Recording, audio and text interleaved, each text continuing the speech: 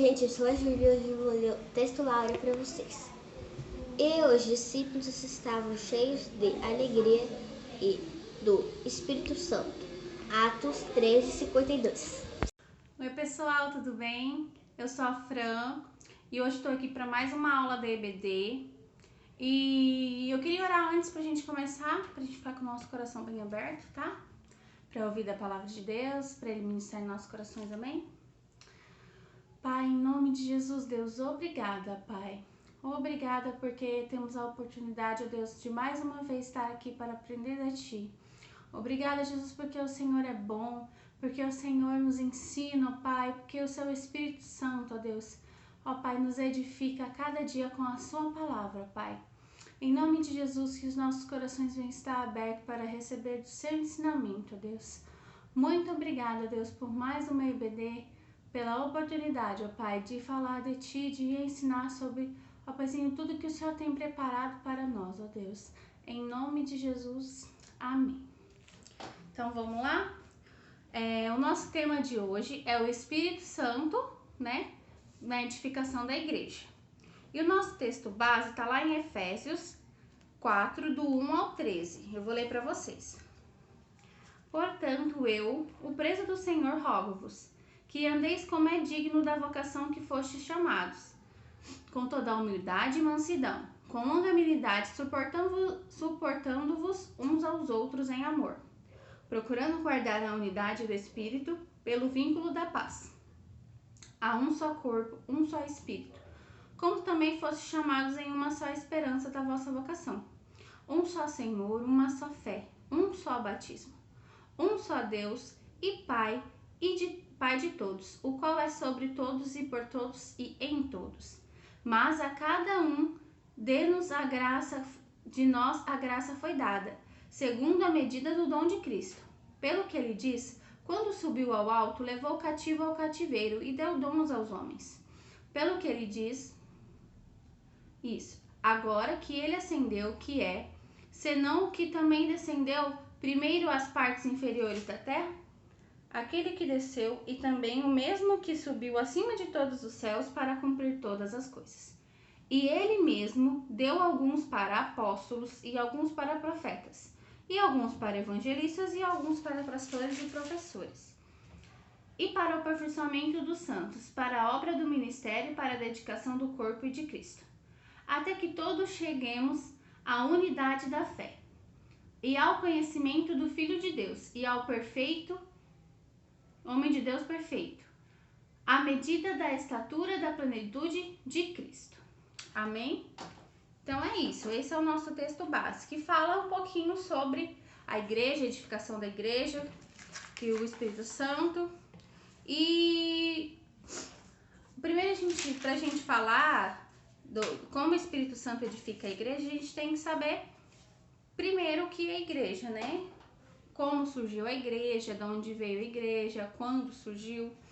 E a igreja de Cristo na Terra teve o seu marco, assim, surgiu, assim, teve o seu marco no dia do Pentecoste.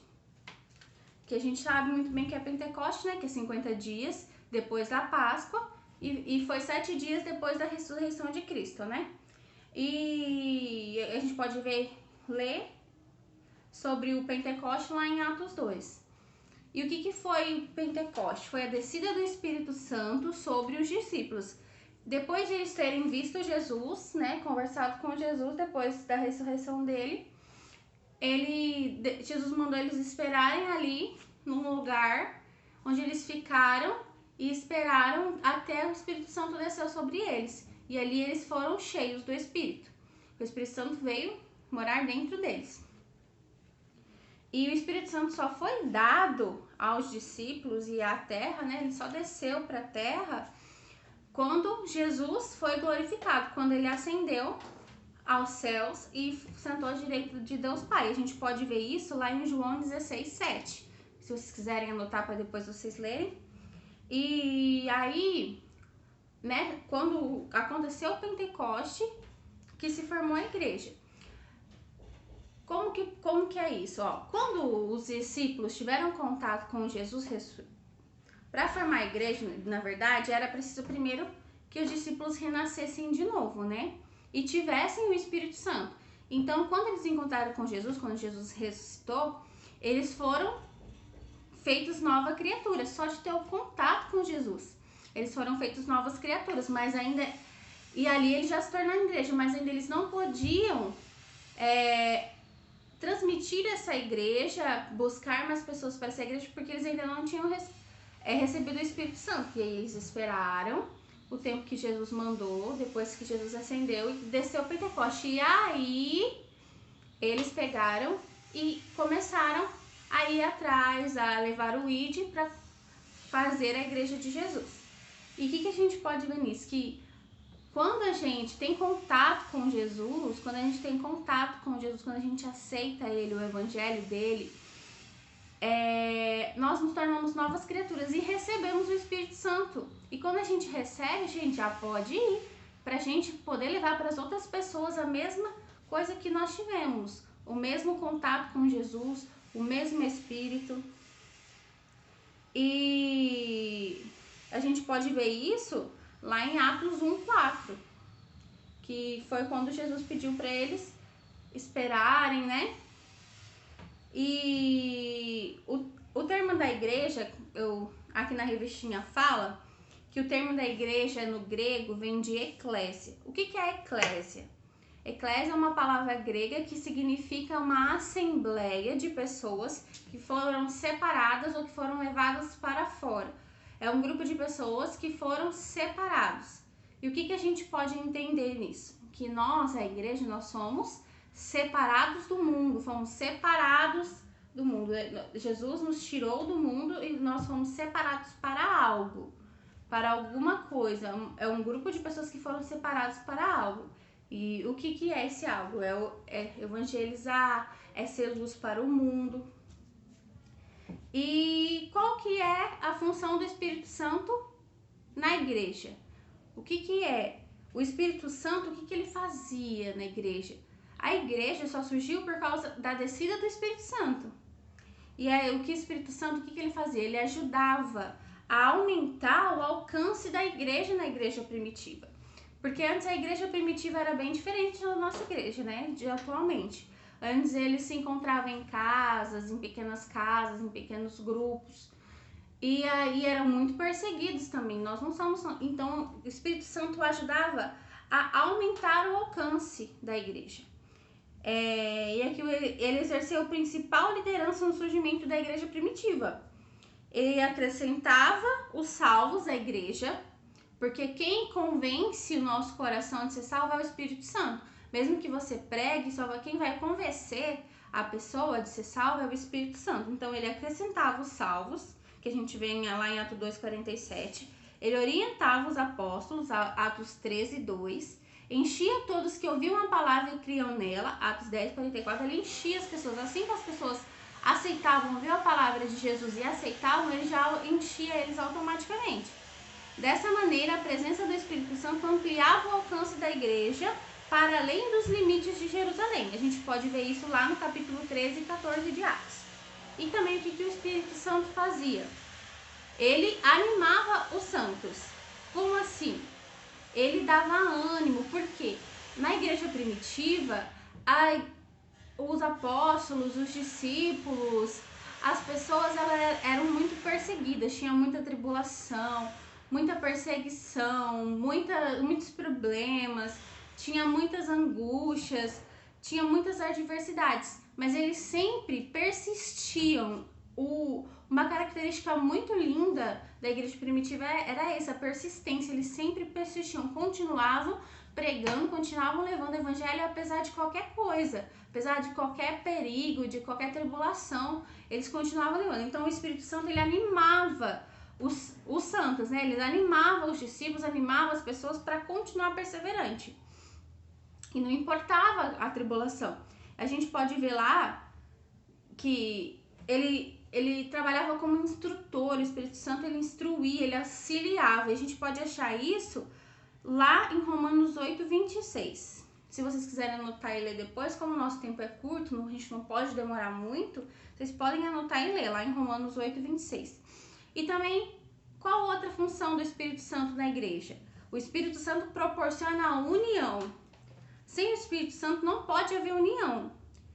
O que é essa união que ele proporciona? A gente pode fazer uma ilustração como o corpo de Cristo. A gente pode ir lá em Efésios 4, ele fala que Cristo é o corpo.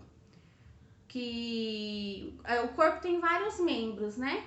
E a cabeça do nosso corpo é Cristo. Então, o nosso corpo tem vários membros. E lá em Efésios fala que quem é a cabeça do corpo é Cristo. A cabeça da igreja é Cristo.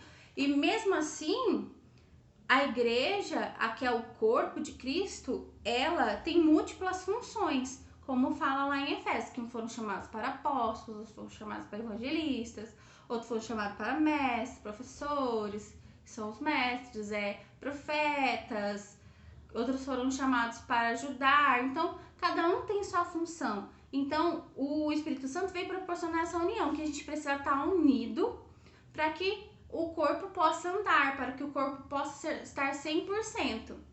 E quando, por exemplo, quando a gente machuca um dedo, quando a gente bate a cabeça, quando a gente tá com dor de cabeça, quando a gente tá doente, a igreja não tá 100%. Então a gente tem que cuidar disso, porque quando há desunião na igreja, a gente tá deixando de lado o Espírito Santo. Algumas pessoas deixam de lado e a igreja não fica 100%. Então a gente sempre precisa estar com o Espírito Santo pertinho da gente, pedindo para ele continuar com essa união. Porque um corpo é formado por diversos membros e se um membro falhar, o corpo inteiro falha. Então a gente tem que seguir firme, continuar firme e pedir para o Espírito Santo sempre manter essa união. É isso mesmo. E também, como que ele faz essa unidade? A unidade pela esperança. Antigamente, como a gente sabe, os cristãos, eles tinham muita esperança. Como a gente pode ler lá em Efésios, eles sempre tinham muita esperança, perseverança, porque... E hoje, qual que é a nossa esperança? E qual que era a esperança deles? A esperança deles e a nossa esperança é num dia nós encontrarmos com Jesus e viver com ele, né? A esperança de todo cristão é o quê? É o futuro, é estar lá com Jesus, que a gente pode ver lá em João 14, 1, 4. Deixa eu ler para vocês.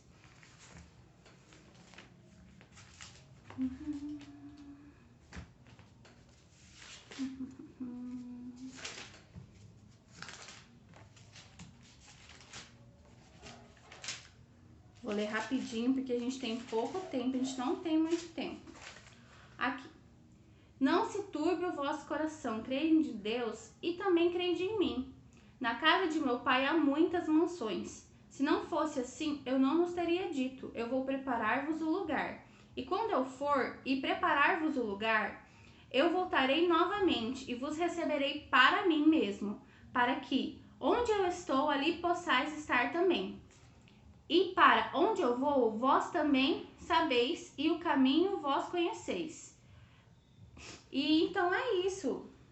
A gente vê que Jesus já preparou o caminho. Nós temos que ter essa esperança, essa expectativa, que ele está lá esperando pela gente. Ele vai voltar para nos buscar. Então essa é a esperança. Ele nos une, o Espírito Santo nos une nessa esperança. E também nos une pelo batismo. Porque como nós aceitamos a Jesus, o Espírito Santo nos batiza com o Espírito... Jesus nos batiza com o Espírito Santo. E esse batismo nos torna um só, porque nós temos o mesmo Espírito. Quando nós somos batizados pelo Espírito Santo, nós somos cheios pelo Espírito Santo. E o Espírito Santo é um só, então nós todos ficamos unidos no mesmo Espírito. A gente pode encontrar lá em 1 Coríntios 12, 13, você pode anotar aí, e Gálatas 3, 27. E também, qual é o outro batismo que a gente não pode esquecer? É o batismo nas águas. Porque o batismo nas águas é um significado, é uma... Como que eu posso dizer? É uma coisa que a gente pode fazer ali para mostrar publicamente que a gente aceitou Jesus. Nós estamos demonstrando publicamente que nós nos arrependemos e nós aceitamos a Jesus. Nós estamos esquecendo a velha vida, deixando para trás tudo que passou, nos arrependendo também, porque o batismo só pode acontecer através do arrependimento, que a gente esqueceu tudo que passou e nós estamos publicamente declarando nosso amor por Jesus. E ele nos une na esperança e no batismo. E também ele nos une na regeneração. O que é regeneração? A regeneração é o quê? Nada mais, nada menos que quando nós somos refeitos, nossa vida passada ficou para trás e nós somos feitos nova criatura. Então essa é a regeneração. Quando a gente nasce de novo no Espírito, nasce de novo em Deus, a gente está em Cristo, nós somos uma nova criatura. A gente pode achar sobre isso lá em João 3, do 3 ao 6, vocês podem anotar aí para vocês lerem, e 2 Coríntios 5, 17. E para ter essa regeneração, ela sempre está ligada ao arrependimento e ao abandono total das práticas pecaminosas. E a gente tem que aceitar a Jesus como nosso único suficiente Salvador. A regeneração, sermos nova criatura, só pode acontecer com arrependimento, com deixar as velhas práticas e com aceitar Jesus como nosso único Salvador. Na Bíblia, que a gente pode ver, o homem se divide em 3 etapas, que é a da geração, degeneração e regeneração. Ou seja, a gente nasce, a gente se autodestrói e Jesus nos regenera. A regeneração é a resposta da recuperação. Não, aqui. A regeneração é a resposta de Deus à investida de Satanás. Porque quando nós nascemos, que é a geração, né? Aí a gente vai crescendo e vai se degenerando, que nós vamos se destruindo, autodestruindo por causa das investidas de Satanás na nossa vida. Mas Deus já tinha um plano para isso, né? Porque desde o pecado lá de Adão nós só viemos nos degenerando. E aí Jesus veio para nos regenerar de novo, para nós nos refazer e nos dar uma nova vida. E Paulo fala muito sobre isso. A gente pode achar sobre a regeneração feita pelo Espírito Santo. E sempre como que a gente vai nos regenerar? Pela palavra. A gente pode achar lá em 1 Pedro 1,23 e Tiago 1,18. E a regeneração é indispensável para a humanidade. Porque para a gente passar por esse processo de degeneração, para a gente ser uma nova criatura. E também o Espírito, qual que era a outra função do Espírito? Era manter a igreja. O Espírito Santo até hoje mantém a igreja. Como assim que ele mantém a igreja? A igreja contemporânea, assim, às vezes algumas igrejas não vivem como a igreja vivia lá no passado, a igreja de Atos, do começo de Atos lá. Muitos teóricos, estudiosos, discutem sobre isso, sobre as doutrinas, né? E tudo é diferente de antigamente, o jeito que as igrejas viviam. A gente não tem mais tanta perseguição como antes, né? A gente não tem mais, assim, tantas dificuldades de pregar o evangelho como antes. A política é diferente, a economia é diferente. Então, a gente tem uma facilidade maior. Mas, mesmo assim, o Espírito ainda mantém a igreja. Porque a gente tem que pregar a mensagem salvadora de Jesus. E a mensagem de Jesus, ela é atemporal, ela não muda conforme o tempo. É o mesmo evangelho. Então, e é o mesmo Espírito. E ele continua mantendo a igreja por causa disso. E como que ele mantinha a igreja? Como ele mantém? Amadurecendo os santos. Na igreja primitiva, quando os apóstolos viram que a igreja estava crescendo, que os discípulos, os apóstolos, eles precisavam estudar mais, eles precisavam se aprofundar mais sobre a vida de Jesus, sobre o evangelho, para poder, e também tanto na maturidade espiritual, como na maturidade como pessoa. Então, eles tinham que amadurecer espiritualmente para poder preparar mais pessoas e para ganhar mais pessoas para Jesus. E também ele sustentava, o Espírito Santo sustenta os cristãos. Sustentando como? A igreja tinha muito evangelista, muito missionário, e que se empenhavam muito para levar o evangelho. E muitas vezes eles não tinham condições, né? Não tinha dinheiro, não tinha o que comer, mas o Espírito Santo, mas Jesus nunca desamparava eles, sempre preparava pessoas para estar ali ajudando, viúvas para darem pão, para darem casas, para ajudarem, para ter um lugar onde dormir. E ele sempre sustentava, e também sustentava emocionalmente, também fisicamente, porque mesmo que sofria as perseguições, eles sempre estavam ali fortes, porque o Espírito Santo estava sustentando eles. E o que a gente pode entender com isso? A união dos cristãos na família de Deus é uma coisa maravilhosa, porque o Espírito nos une. Porque, por exemplo, se a gente continuar um só, a gente anda pouco, a gente vai um pouquinho e cai já.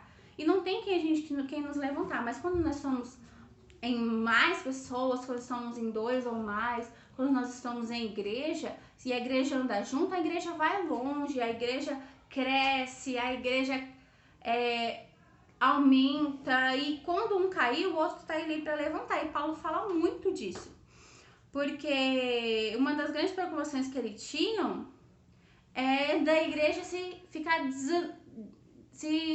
não ter mais união, né? A igreja romper a unidade com o Espírito. E aí ele ficava muito, muito preocupado com isso. E também ele ficava preocupado com a questão, quando a igreja não está junta, quando a igreja não está em união com os irmãos e com o Espírito Santo, ela fica muito propícia a falsas doutrinas, a falsos profetas. Então a gente tem que estar muito unido com o Espírito Santo para a gente entender quem está falando a verdade, quem não está. E como que a gente sabe disso? Lendo a palavra. A gente só conhece uma pessoa de verdade, uma doutrina de verdade, quando a gente vive com ela, a gente estuda ela, a gente cai dentro dela, sim, estuda, porque a gente só vai saber se é verdade, tudo que está na palavra é verdade, o que fora disso é heresia. Então, nós temos que focar nisso, nós temos que ser cheios do Espírito, cheios da palavra, para nós não cairmos em falsos profetas e falsas doutrinas. E então, para concluir, quem que foi o grande responsável? O grande responsável pela formação da igreja foi o Espírito Santo. Principalmente a formação da igreja de hoje, de atualmente. Por quê? Porque o Espírito Santo, ele que cuidou da igreja, ele que cuidou do corpo de Cristo e ele que espalhou por todo mundo, porque ele que convence do pecado. Então, ele que ajudou, ele que foi o principal responsável. Porque a gente estava cheio, quando a gente se enche do Espírito, nós exalamos o Espírito. E esse é o papel do cristão, exalar o Espírito Santo. Por isso nós temos que ser cheios do Espírito Santo. E uma última coisa aqui que eu achei muito importante, que eu li na revistinha, que eu achei ótimo, que eu adorei, foi características da igreja primitiva que não devemos abrir mão. Essas características que a igreja de hoje não deve abrir mão. Tá lá em Atos 2, 42, 47. Eu vou ler para vocês. Então, os que alegremente receberam a sua palavra foram batizados, e naquele dia acrescentaram-se em torno de 3.000 almas, esse é o 41. E eles continuaram firmemente na doutrina dos apóstolos e na comunhão e no partir do pão e nas orações. E sobreveio temor a toda a alma, e muitas maravilhas e sinais eram feitos pelos apóstolos. E todos os que criam estavam juntos e tinham todas as coisas em comum, e vendiam suas propriedades e bens e repartiam com todos os homens, conforme cada homem necessitava.